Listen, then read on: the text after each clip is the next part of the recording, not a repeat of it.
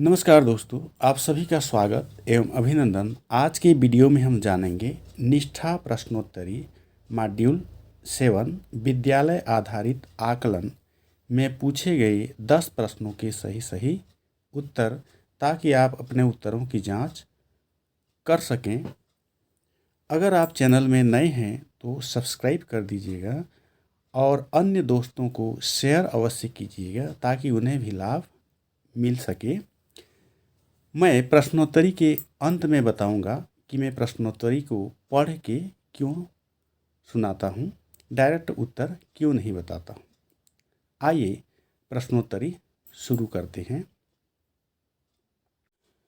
पहला प्रश्न, गणित में सीखने की अक्षमता का आकलन निम्नलिखित परीक्षणों में से किसके द्वारा उचित रूप से किया जा सकता है? अभिक्षमता परीक्षण, नैदानिक परीक्षण, छानबीन परीक्षण, उपलब्धि परीक्षण। सही उत्तर है नैदानिक परीक्षण। अगला प्रश्न, एक शिक्षक कक्षा के कार्य को एकत्रित कर पढ़ती है, फिर छात्रों की जरूरतों को पूरा करने के लिए अगले पाठ की योजना बनाते हुए समायोजित करती है। वह कर रही है सीखने का आकलन, सीखने पर आकलन, सीखने के रूप में आकलन, सीखने के लिए आकलन। सही उत्तर होगा सीखने के लिए आकलन। अगला प्रश्न, सतत और व्यापक आकलन आवश्यक है शिक्षा बोर्ड की जवाबदेही को कम करने के लिए, अधिक बारंबार त्रुटियों की तुलना में कम बारंबार त्रुटियों को ठीक करने के लिए, यह समझने के लिए कि कैसे अधिगम को अवलोकन, रिकॉर्ड और बेहतर बनाया जा सकता है, शिक्षण के साथ परीक्षणों को सुधारने के लिए। सही उत्तर होगा यह समझने के लिए कि कैसे अधिगम को अवलोकन, रिकॉर्ड और बेहतर बनाया जा सकता है। अगला प्रश्न, निम्न में से या निम्नलिखित में से कौन सा एक उपयुक्त प्रारंभिक आकलन कार्य नहीं है? खुले प्रश्न, परियोजना, अवलोकन, छात्रों की रैंकिंग। सही उत्तर होगा छात्रों की रैंकिंग। अगला प्रश्न, कक्षा में समूह गतिविधियों द्वारा छात्रों में निम्नलिखित में से किसे विकसित किया जाता है? उत्साह की भावना, नेतृत्व की भावना, अनुशासन, सहयोग। तो सही उत्तर होगा सहयोग। अगला प्रश्न, छात्र अधिगम मानदंड या बेंचमार्किंग हिस्सा है सीखने के लिए आकलन, सीखने पर आकलन, सीखने का आकलन, सीखने के रूप में आकलन। सही उत्तर होगा सीखने का आकलन।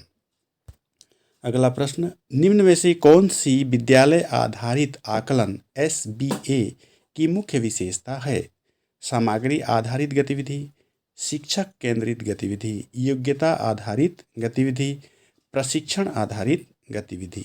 सही उत्तर होगा योग्यता आधारित गतिविधि।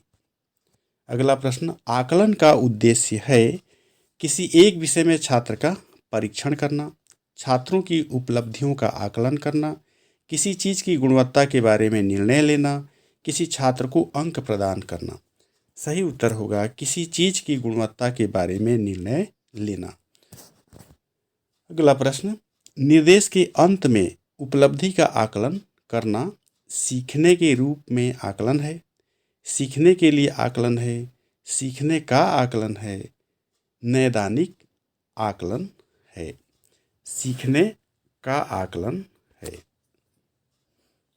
अगला प्रश्न, अधिगम का अनुवीक्षक आकलन हिस्सा है नैदानिक आकलन का, रचनात्मक आकलन का, सीखने का आकलन का, सारांशित आकलन का। सही उत्तर होगा रचनात्मक आकलन का। इस प्रकार से 10 प्रश्न पूरे हो गए हैं। पूरे सभी 10 प्रश्नों के उत्तर दे दिए हैं। अब चाहे तो आप रिव्यू कर सकते हैं। मैं यहाँ सबमिट कर रहा हूँ। अगर कहीं इस प्रकार से देखिए, अगर कम नंबर आए हों तो आप रिव्यू बटन दबा के आप पीछे जाके फिर से प्रश्नों के जवाब दे सकते हैं। प्रश्नों को पढ़ना अनिवार्य इसलिए है क्योंकि सभी प्रश्नों को अच्छे से पढ़ के ही जवाब देने चाहिए। जल्दी जल्दी जवाब नहीं देना है क्योंकि समय भी रिकॉर्ड होता है। इसलिए प्रश्नों को पढ़ के अच्छे से समझ के उसका जवाब देना चाहिए, इसलिए पढ़ना अनिवार्य है। वीडियो पूरा देखने के लिए धन्यवाद। नमस्कार।